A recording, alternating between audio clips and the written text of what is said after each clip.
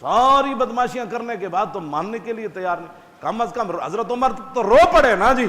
آج رونے کے بجائے کوئی ان کے بعد بات کرے تو باہر جا کر گلیوں میں تبصرے کرتے ہیں, گھر جا کے بکواس کرتے ہیں, پھر جناب پولیس بکواس کرتی ہے, پھر ایجنسیاں بکواس کرتی ہیں, مولانا اتنی بات کرتے ہیں. میں نے کہا جب حضرت عمر کو حضور نے فرمایا دانائی اختیار, ہم بھی ان کو یہی کہتے ہیں دانائی اختیار کرو, انسان کے بچے بنو, قوم کو لوٹ مار بند کرو, بغیرتی اور فحاشی کو بند کرو, دین اسلام کے ساتھ غداری بند کرو, ناموس رسالت کے ساتھ غداری بند کرو, مسجدوں کے سپیکر مت اتارو, علماء کے خلاف فور شیڈول مت لگاؤ, قرآن و حدیث کو نصاب سے مت نکالو. ہم اور ان کو کیا کہتے ہیں؟ ہمیں کوئی پیسے چاہیے ان سے, بدماشوں سے, گنڈوں سے.